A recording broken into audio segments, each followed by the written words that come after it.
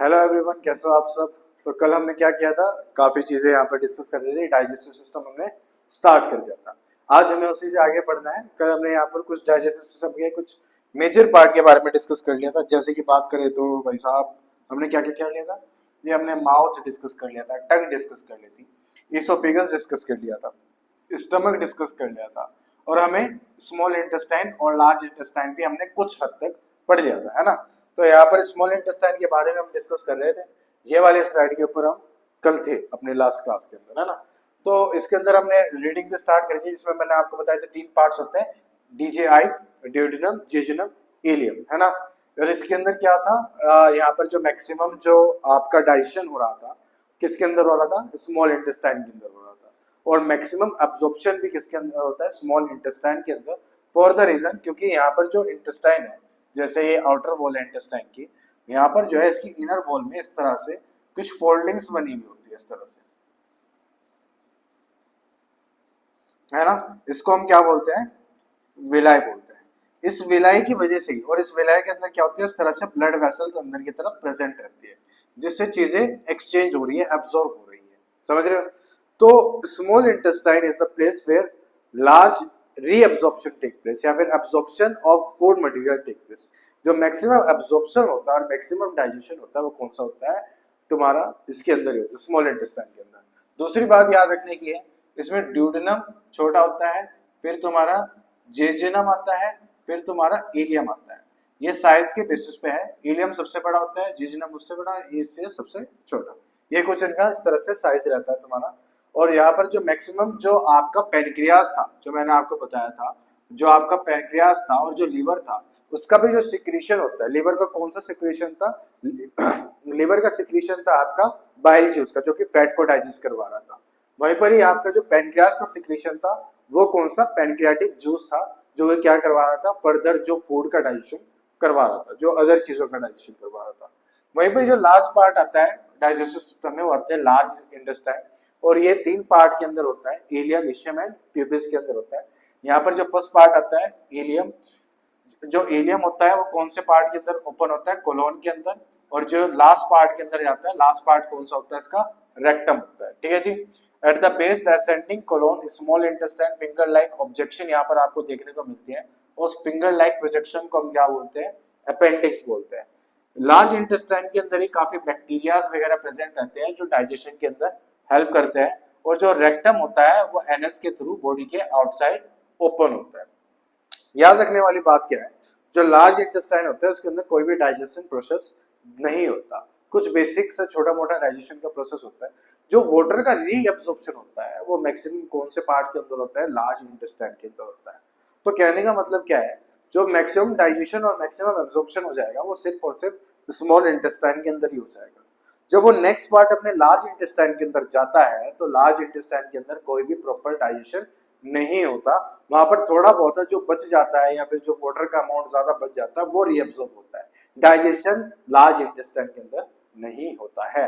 और वो last part होता है हमारे डाइजेस्टिव सिस्टम का, या फिर बोलो एलिमेंट्री कैनाल का, जिससे क्या हो जाएगा, एनएस के थ्रू जो वेस्ट है, जिसको हम फेकस बोलते हैं, वो क्या चले जाता है, बाहर चले जाता है। क्लियर है, बात समझ में आती है। इसके बाद क्या आता है, कुछ मूवमेंट के बारे में बात की है, जिसको बोलते हैं पेरिस्टाल्सिस मूवमेंट। ये एक वेवी मूवमेंट होता है जो कि स्मॉल इंटेस्टाइन के अंदर होता है, जो कि फूड को आगे की तरफ पुश करता है, और डाइजेशन या फिर मिक्सिंग के अंदर भी यहाँ पर काम में आता है। ये फूड को क्या करता है, पुश करने के अंदर एलिमेंट्री कैनाल के अंदर इस्तेमाल करता है। नेक्स्ट आता है डाइजेस्टिव ग्लैंड्स। ग्लैंड्स में सबसे पहले हमारे सैलिवरी ग्लैंड्स आते हैं हमारे माउथ के अंदर, जो सलाइवा सिक्रेट करते हैं। फिर लीवर आता है, जो पेट के अंदर आता है, जो एचसीएल वगैरह सिक्रेट करते हैं। पेप्सिन और पेप्सिनोजन सिक्रेट करता है, वो गैस्ट्रिक ग्लैंड्स आते हैं। फिर लिवर आता है, जो बाइल सिक्रेट करता है। गोल ब्लेडर आता है, जो बाइल स्टोर करके बाद में फर्दर सिक्रेट करता है। देन फिर पैनक्रियाज आता है, जिसको क्या करता है, आपके पैनक्रियाटिक जूस को बनाने के अंदर काम में आता है। तो यहीं पर ही वो चीज लिखी है, salivary gland secrete saliva and initiate digestion in the mouth itself, ठीक है जी। गैस्ट्रिक ग्लैंड एचसीएल और अदर एंजाइम बनाता है, जैसे कि पेप्सिन। लिवर यहाँ पर बाइल बनाने का काम करता है, जो कि स्टोर किसके अंदर हो रहा है, गोल ब्लैडर के अंदर। पैनक्रियाज यहाँ पर डाइजेस्टिव एंजाइम से बना हुआ है, और जो होता है वो क्या होता है, pancreatic juice. Enzyme like trypsin, chymotrypsin, lipase, amylase, सारे किस में मिलते हैं, पैनक्रियाटिक जूस में मिलते हैं। और हर एक एंजाइम का यहाँ पर अलग फंक्शन है। जैसे कि अमाइलेज की बात करूं तो ये प्रोटीन डाइजेशन और फैट डाइजेशन या फिर शुगर डाइजेशन के अंदर हेल्प करता है। लाइपेज यहाँ पर लिपिड डाइजेशन और फैट डाइजेशन के अंदर हेल्प करता है। तो अलग अलग एंजाइम जो है यहाँ पर अलग अलग जो है डाइजेशन के अंदर इन्वॉल्व होता है। जैसे कि अगर न्यूक्लियस बात करो तो जो न्यूक्लिक एसिड होता है, जो डीएनए होता है हमारे खाने के अंदर, उसको ब्रेक करने के अंदर हेल्प करता है। तो अलग अलग फूड का यहाँ पर अलग अलग क्या है काम। क्लियर है? तो ये वाला आप यहाँ पर नोट कर लीजिए। ये पार्ट मैं ऑलरेडी बहुत ज्यादा लास्ट क्लास के अंदर आपको एक्सपेंड करके बता चुका, उसी को यहाँ पर समराइज करके यहाँ पर लिखा हुआ है। पेरिस्टाल्टिक मूवमेंट सिर्फ और सिर्फ एक मूवमेंट होता है इंटेस्टाइन के अंदर, जो कि उसको क्या करता है, फूड को आगे की तरफ फॉरवर्डली मूव करता है।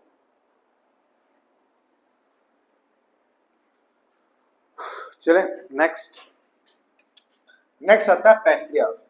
अब पैनक्रियास के बारे में भी मैक्सिमम पार्ट मैंने आपको कल ही बता देता। इसके दो पार्ट होते हैं, एक तो एक्सोक्राइन पार्ट और एक एंडोक्राइन पार्ट। जो एंडोक्राइन पार्ट होता है उसके अंदर दो तरीके के सेल्फ होते हैं, अल्फा और बीटा, जो कि बनाते हैं इंसुलिन और यहां पर लिख रहा हूं मैं ग्लूकेगॉन।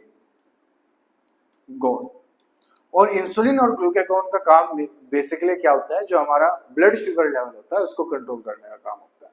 वहीं पर ही जो एक्सोक्राइन पार्ट होता है, जो मैक्सिमम पार्ट होता है पैनक्रियास का, वो करवाता है डाइजेशन। और डाइजेशन में क्या करवाते हैं, जैसे कि अभी बताया, क्या बनवाएगा, पैनक्रियाटिक जूस बनवाएगा। वो क्या बनवाएगा, पैनक्रियाटिक जूस बनवाएगा। ठीक है जी।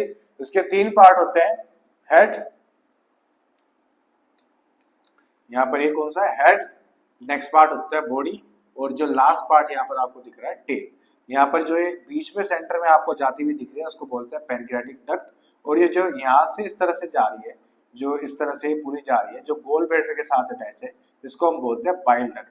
और नीचे की तरफ ये जो पूरी आपको ये दिख रही है, ये आपकी है स्मॉल इंटेस्टाइन का कौन सा पार्ट, ड्यूडेनम पार्ट। ठीक है जी। तो इसके अंदर थ्योरी में देख लेते हैं एक बार क्या लिखा हुआ है। The pancreas is a long flat gland present behind the stomach in the humans, है ना। ये तो बेकार बात। जो डाइजेशन के अंदर काम में आ रहा है वो कौन सा काम आ रहा है, एंडोक्राइन। दो पार्ट होते हैं, endocrine as well as exocrine, है ना। एक्सोक्राइन जो है डाइजेशन के अंदर हेल्प करता है, जो एंडोक्राइन होता है वो शुगर लेवल को मेंटेन करने के अंदर काम करते हैं। एक्सोक्राइन क्या कर रहा है, पैनक्रियाटिक जूस को बनवा रहा है। The digestive enzyme secreted bye pancreas include trypsin. इसके अंदर कौन कौन से कंपाउंड होते हैं, ट्रिप्सिन होते हैं, कीमोट्रिप्सिन होते हैं, प्रोटीएज यानी कि जो प्रोटीन को डाइजेस्ट करेंगे, इस तरह के एंजाइम्स प्रेजेंट रहते हैं। ठीक है जी। ये जो एंजाइम होते हैं ये एक दूसरे को एक्टिवेट करने के अंदर भी हेल्प करते हैं। जैसे कीमोट्रिप्सिन ट्रिप्सिनोजन को एक्टिवेट करके ट्रिप्सिन के अंदर कन्वर्ट करता है। इस तरह के प्रोसेस जो होते हैं, हालांकि इस वाले मैटर के अंदर घुसने की ज्यादा जरूरत नहीं है, कौन सा एंजाइम किसको एक्टिवेट करता है, बस इतना समझने की जरूरत है कि डाइजेस्टिव एंजाइम जो है या फिर पैनक्रियाटिक जूस जो है उसके अंदर क्या क्या प्रेजेंट रहता है। ठीक है जी। इसके अंदर अदर चीज भी होते हैं, जैसे अमाइलेज जो कि स्टार्च को डाइजेस्ट करने के अंदर हेल्प करता है। पैनक्रियाटिक लाइपेज होता है जो पैनक्रियाटिक एंजाइम को जो फैट डाइजेशन होता है उसके अंदर हेल्प करता है। क्लियर है? ये कुछ यहाँ पर थ्योरी है किसकी, पैनक्रियास की। ये आप यहाँ पर नोट कर सकते हैं। अगर फ्लो चार्ट के फॉर्म में लिखना है तो इसको ऐसे भी लिख सकते। ठीक है जी।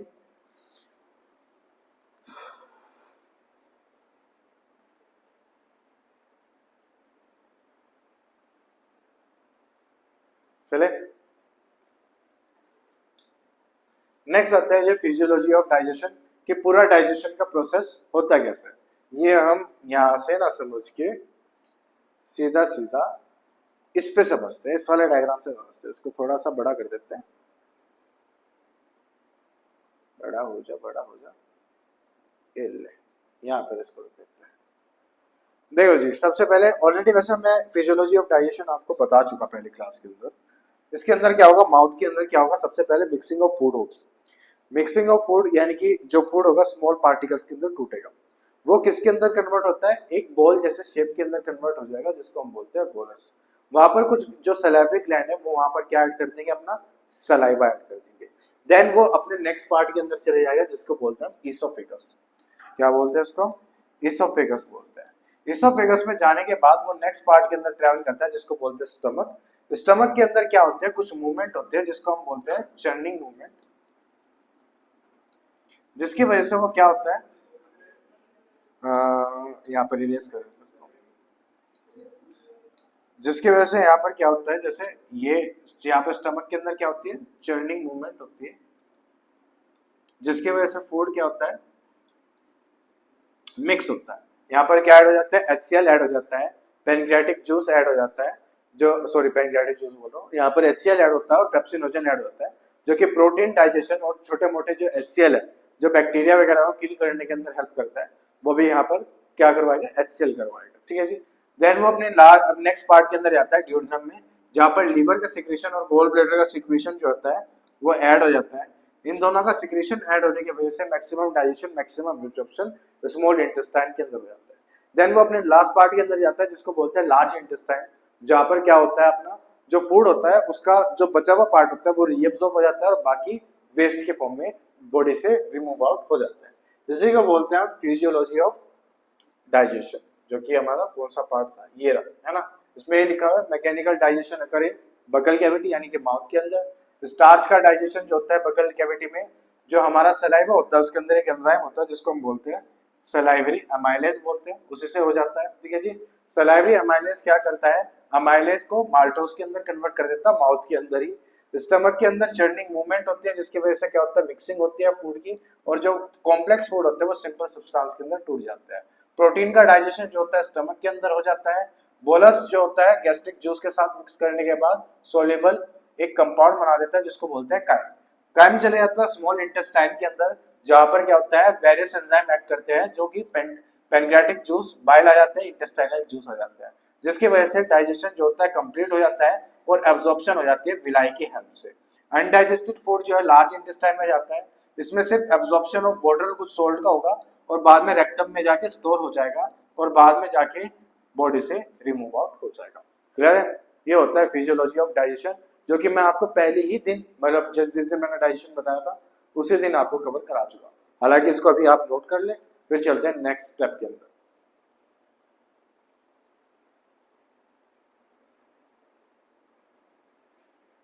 ओके, ये कुछ यहाँ पर टाइप्स ऑफ डाइजेस्टिव सिस्टम्स लिखे हुए, जैसे कि जो मोनोगैस्ट्रिक होता है वो इनके अंदर पाया जाता है। रूमिनेंट एनिमल जिनके अंदर क्या होता है, मिथुनोजन बैक्टीरियाज होते हैं कुछ, वो मिलते हैं, उनको हम रूमिनेंट एनिमल, जैसे गाय, भैंस, बकरी, ये सब आ जाएंगे। हाइंड वाले फर्मेंटर जो होते हैं इनके अंदर भी कुछ बैक्टीरिया प्रेजेंट रहते हैं। ये आगे हॉर्स, रैबिट। हालांकि इस वाले पार्ट को आप छोड़ भी दें तो कोई बड़ी बात नहीं है, ये आपको इतना इंपॉर्टेंट डिस्कशन नहीं, ये हाई लेवल के लिए, ये आपके लेवल पे नहीं है। ठीक है जी। नेक्स्ट आता है ये वाला पार्ट। ये वाला पार्ट भी हम ऑलरेडी डिस्कस कर चुके हैं बहुत ज़्यादा, इसको हमें डिस्कस करने की जरूरत नहीं है। हालांकि ये वाला डायग्राम मैंने आपको पहले दिन बता दिया था। यहाँ पर रोल ऑफ HCl लिखा हुआ है, जो कि मैं बार बार आपको चिल्ला चिल्ला के 10 बार बता चुका हूँ ऑलरेडी, फिर भी आपके तसल्ली के लिए रीड करवा दूँ। हालांकि ये 1.5 to 3.5 होता है, वैसे इसका एवरेज जो होता है वो 1.8 pH होता है इसका, यानी कि बहुत ज़्यादा एसिडिक होता है। ठीक है जी। क्या करता है भैया, पेप्सिनोजन को पेप्सिन के अंदर कन्वर्ट कराता है, रेनिन के अंदर कन्वर्ट कराता है। ठीक है। एसिडिक मीडियम प्रोवाइड करता है प्रोटीन के डाइजेशन के लिए, बैक्टीरिया को किल करता है, साथ में जो है प्यूट्रिफिकेशन ऑफ फूड करवाता है स्टमक के अंदर। जो यहाँ पर म्यूकस की लेयर है किसके अंदर, स्टमक के अंदर, वो इस हैसियत से क्या करवाती है, प्रिवेंट करवा देती है ना। ये हम डिस्कस ऑलरेडी कर चुके हैं, बहुत बार बात कर चुके हैं इस बारे में, डिटेल में बात कर चुके थे लास्ट लेक्चर के अंदर, ये भी आप नोट कर लें।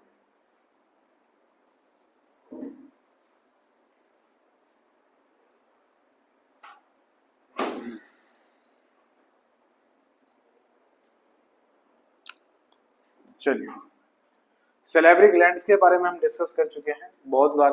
इसके अंदर भी हम यही वो बात है, लुब्रिकेट कर रहा है, प्रोटेक्शन के अंदर काम कर रहा है, एंटी माइक्रोबियल है, वो जो है मिक्सिंग करने के अंदर हेल्प कर रहा है। सलाइवरी एमाइलेज होता है जो स्टार्च को माल्टोज के अंदर कन्वर्ट करता है, ये सब इसके अंदर भी लिखा हुआ है। इसके साथ साथ टंग भी हेल्प करती है, जो कि फूड को टेस्ट करने के अंदर हेल्प करती है। ये भी वीडियो पॉज करके आप नोट कर सकते हैं, ये भी हम डिस्कस कर चुके हैं ऑलरेडी। ठीक है जी।